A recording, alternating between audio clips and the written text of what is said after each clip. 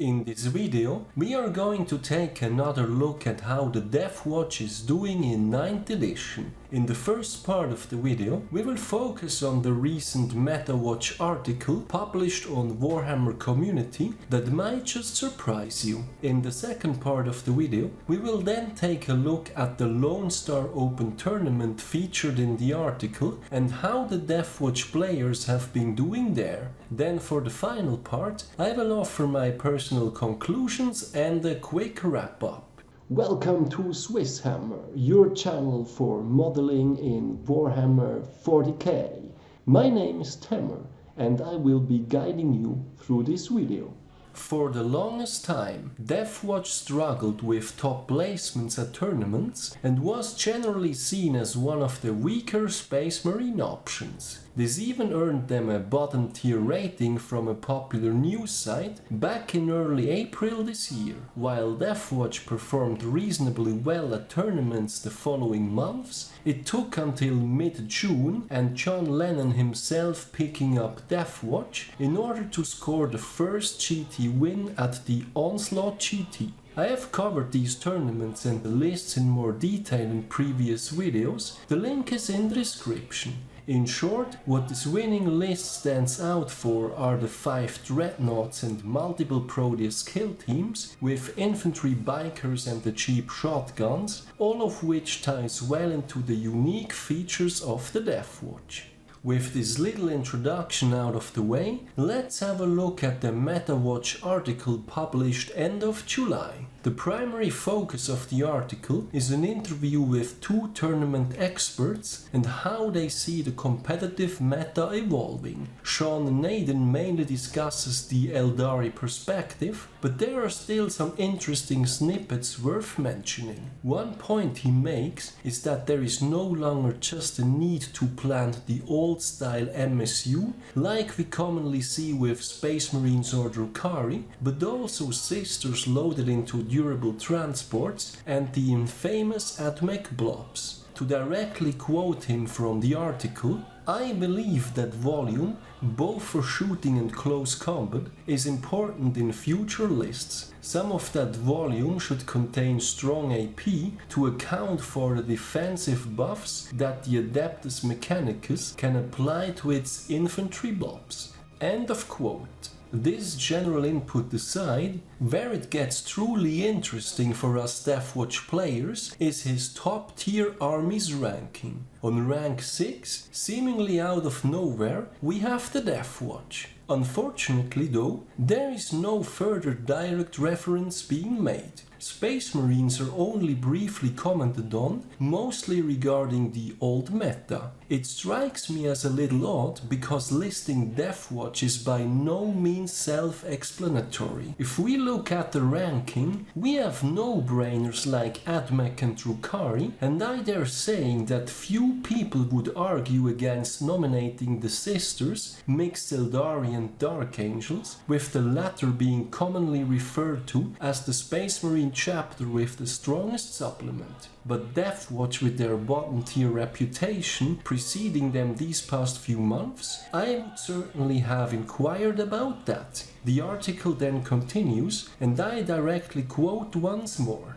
We also spoke to Stephen Box of Vanguard Tactics, who reckons that the Adept Sororitas will be one of the most significant changes to the upcoming meta, as they now pose a huge threat to some of the current meta's major players. End of quote. Stephen then proceeds to talk mainly about sisters and how well they counter Drukhari, and once more, on his personal top tier armies ranking, he lists Deathwatch, this time the only Space Marines present on that list. Unfortunately, just like before, there is no further reference to Deathwatch being made. The article then concludes with the final predictions for the upcoming US Open in Texas. To quote from the article, Sean, for the US Open in Texas, I believe that Mixed Eldari will win, as that's what I'll be playing. Orcs will be on the scene, with Adeptus Mechanicus and Drukhari finishing near the top as well. Stephen, with the recent releases, my top predictions put Adeptus Mechanicus in first place, with Drukhari, Adeptus Sororitas, and Orcs not far behind. However, it does depend on who is running what list.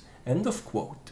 While these predictions are hardly surprising, there is no mentioning of Space Marines at all, and it left me wondering even more why they both listed Deathwatch. Over the last few months, we have seen far more success from Dark Angels, Space Wolves, White Scars, and even Blood Angels. As I previously mentioned, given all the bad press that Deathwatch has been getting over months, I hardly consider listing them as top tier as being self-explanatory. In fact, as I have covered in a recent video about codex creep and the chances of Deathwatch getting an update in the current 9th edition, I personally considered that as one of 3 possible reasons for an update to happen.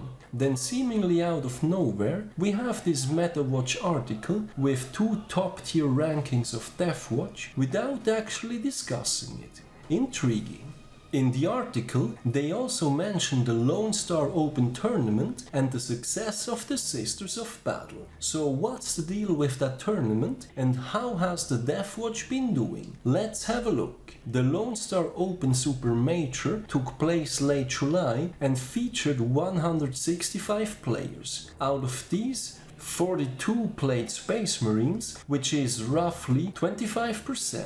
Nothing unusual there. As far as top 10 goes, the Sisters won the tournament. The rest of the top 10 were as following: 3 times Admech, 2 times Drukhari, 1 Eldari list with Craft Worlds and Clowns, 1 Necron, 1 Chaos Space Marines, and 1 White Scars, which were the only Space Marines placing in the top 10. In fact, Space Marines' performance as a whole was pretty underwhelming, with only 21% making it into the top 50 and only 38% making it into the top 100, which means the majority placed between rank 101 and 165, which is pretty underwhelming.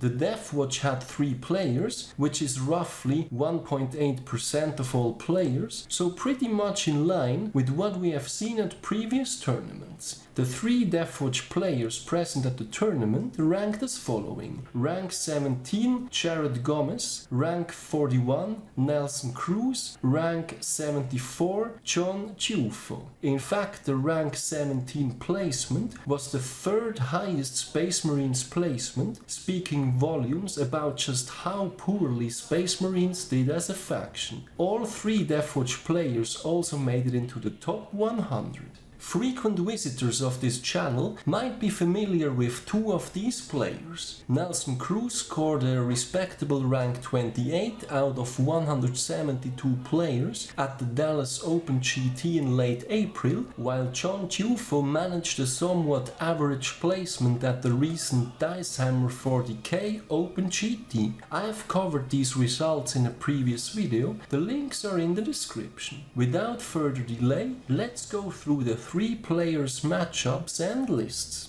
Starting with the rank 17 placement, the matchups were as following: round 1 against Necrons, round 2 against Admech and 1, round 3 against Dark Angels, round 4 against Imperial Knights, round 5 against Death Guard, the only loss, and then round 6 against the Golden Boys. The list he played was as following: for HQs, we have a Xenophage Slash Captain with the Imperium Sword, Mastercrafted Weapon and the Worken. We then have a Librarian with Jump Pack, the Xenopurge Discipline with the 2 most popular powers, as well as the Beacon and Chalice, another classic. All in all, these are 2 fairly common picks. For troops, we then have a Fortis kill team with 5 Outriders and the Aquila Specialism. He also took a basic squad of Infiltrators, and then for the 3rd pick, a Proteus kill team with mostly Deathwatch veterans, including 4 frag cannons and mostly the cheap bolt gun and chainsword loadout. To round things up, there is a single Terminator with the Teleport Homer. Moving on to the elites, we have a Blade Guard veteran squad. I always love to see those, and the company champion carrying the dominant sieges, as well as getting the nowhere to hide warlord trait. This is a great way to keep the slash captain fighting without risking the loss of the relic and trait. Furthermore, we have a Primaris Apothecary, no chief upgrade for him though, and 2 Redemptor Dreadnoughts with the Plasma loadout. To round things up, we then have a squad of Suppressors, a squad of Eradicators, and the good old Vindicator. Overall, this list is pretty original with a minimum of kill teams, a solid pick of elites that work well in the Deathwatch, as well as several neat additions we don't commonly see. Suppressors are usually more of an Ultramarines thing, and the Vindicator is a ranged alternative to the Judiciar and his Feist Last ability that got far more popular with the recent June FAQ changes. Moving on to the rank 41 placement, the matchups were as following. Round 1 starting with a loss against Blood Angels, then round 2 a win against Dark Angels, followed by round 3 against Sororitas, round 4 against Clowns, and round 5 against Imperial Guard. Round 6 then a loss against Rukari. As far as the list goes, it is fairly similar to the one he already played at the Dallas GT, featuring a multitude of Proteus kill teams. But starting with the HQs first, we have a captain in Phobos armor with nowhere to hide and the tomb, then a librarian with the Xenopurge discipline. He picked fortified with contempt and the neural void. We then also have the ties that bind and the Worken. For troops, we then have a full 6 Proteus kill teams, with mostly Deathwatch veterans with bolt guns and storm shields, as well as Terminators with cyclone missile launchers and power axes. The latter saved him 5 points on each of the already costly Terminators when compared to taking the Power Fist, yet still allow dealing effectively with E5. This can be useful against Death Guard or even Admech, and will certainly help against the new Orcs lists. This is something to take note of outside of Terminators too, for instance on veteran bikers or even the regular vets. Several of the kill teams also have a single Vanguard veteran with jump pack mixed in. This is for access to the fallback and shoot stratagem. Last but not least, we have a chief apothecary with the selfless healer warlord trait. With that much infantry, I suppose it makes a lot of sense. All in all, Nelson Cruz strikes again with his Cyclone missile launcher barrage. This time he even brought 16 of them. I suppose the 15 he brought to the Dallas GT just weren't enough. I really like the power axes on the Terminators, though I wondered where he got all these bits from. As I found out the hard way not too long ago, they are not that easy to come by. Moving on to rank 74 placement, the matchups were as following. Round 1 against Necrons, round 2 against Space Wolves, followed by 3 losses against Sisters, Necrons and the Golden Boys. The last game was then a win against the Necrons. The list underwent some changes since the SwissHammer 40k Open GT, but at the core of it we still have the Dreadnoughts, 3 Redemptors and 3 Venerable Dreadnoughts, so he went up from 5 to 6 in total. For HQs, he kept the Captain and the Tech Marine, but dropped the Watchmaster. A great improvement is that this time he brought the Dominant Sieges on the Captain. For troops, he dropped the Indomitor kill team and replaced it with a Proteus kill team instead.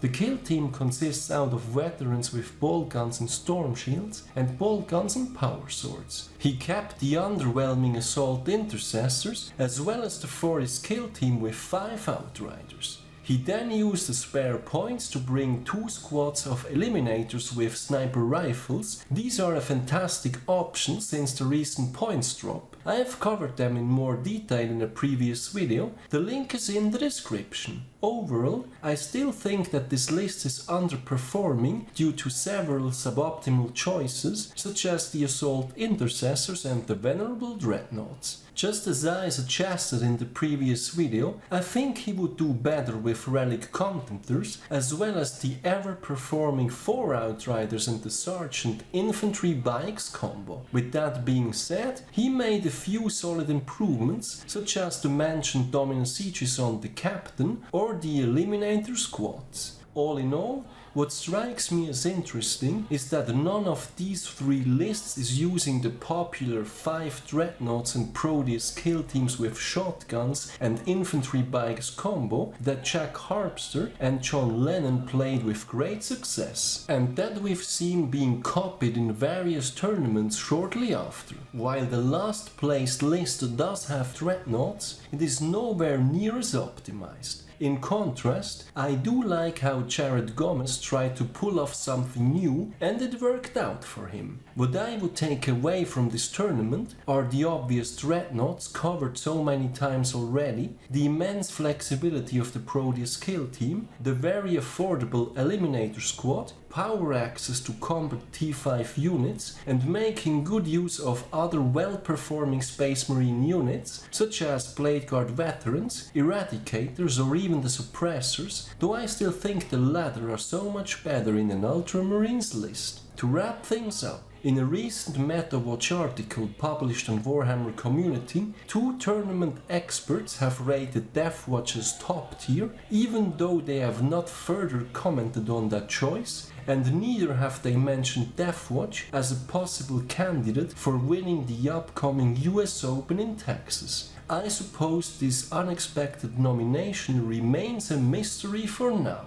Furthermore, we have looked at how the Deathwatch has been doing at the Lone Star Open Super Major that took place late July and featured 165 players. Overall, Space Marines have not done that well at this tournament, yet one of the 3 Deathwatch players still managed to end up on rank 17, the 3rd highest ranked Space Marine placement. The Deathwatch lists themselves couldn't be more different from one another. Jared Gomez on rank 17 brought along a highly creative list featuring a fighty captain, a minimal amount of kill teams, 2 Redemptors and a variety of other decent elite picks such as Blade Guard veterans and the company champion. He also brought Suppressors and the Vindicator, which we don't see that often these days. Nelson Cruz on rank 41 brought back his barrage of Cyclone missile launcher Terminators, but this time they also had power access, saving him points but also allowing him to still effectively deal with T5.